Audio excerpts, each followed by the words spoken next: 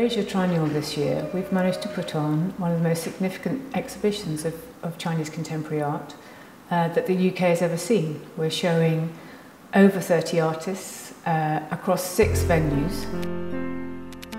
A group of artists called Luxury Logico made this huge sun-like structure, and they've made it out of disused street lamps, which we actually begged and borrowed from Salford City Council. It's very important for them that they're recycling. A big part of their work is thinking about this world in times of very high technology, and there's a lot of technology behind the work which makes the lights come on and off in a patterned way. You can actually see it from right across Manchester.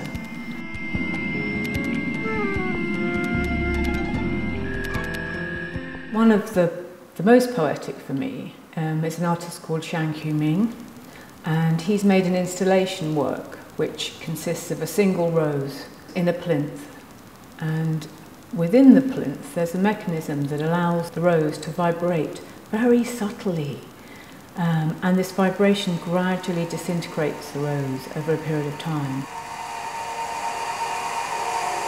The artists are working in the Museum of Science and Industry, largely within the 1830s warehouse, and was built to house shipping largely that was coming from Liverpool and around the world. So it was an active working warehouse. So it has some of that industrial sort of feel to it. And interestingly, a number of the artists' work also uses quite austere spaces and sort of functional spaces in which to film. And there's an interesting juxtaposition and relationship between some of the videos and the content of the videos and this warehouse space. You're standing in what I think is our most beautiful building. It's the 1830s warehouse, and you'll see how wonderful a setting it is for artworks in just a few minutes. I'd like to introduce Director Wang from the Taiwanese Ministry of Culture, who I'd also like to thank for their support. So, very warm welcome, and I'll hand over to Director Wang. Oh, thank you. Good afternoon, distinguished guests, ladies and gentlemen.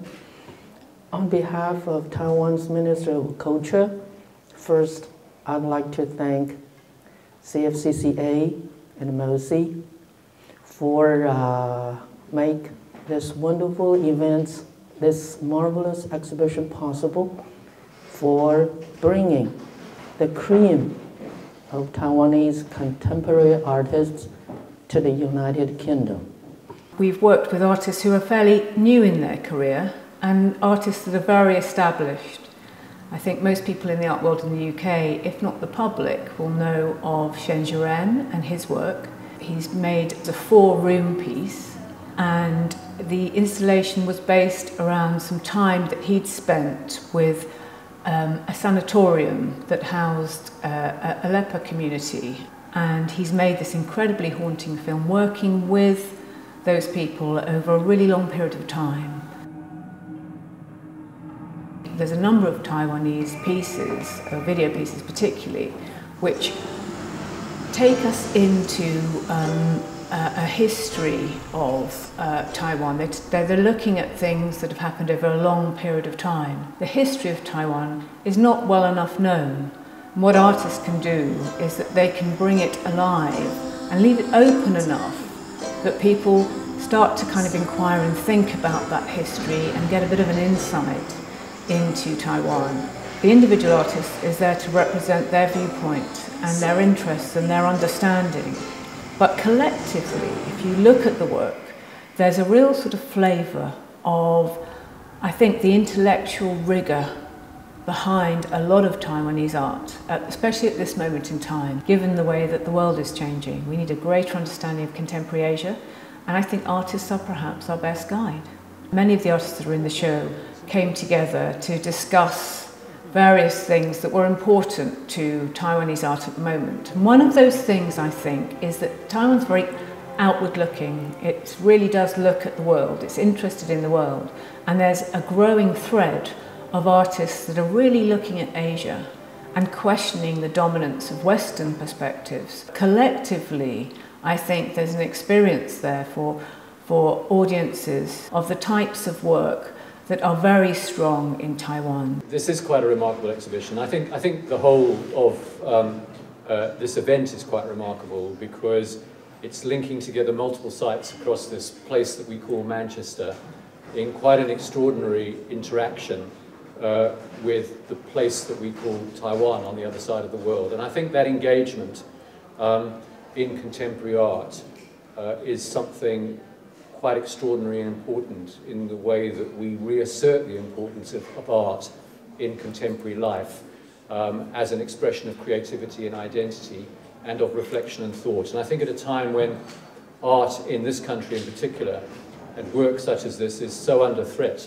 in terms of the loss of funding, our obligation is to reassert very vigorously the importance of that. And I think the fact that this group of organisations can come together across cities in Britain to support this work gives us hope that we can continue to support this creativity into the future.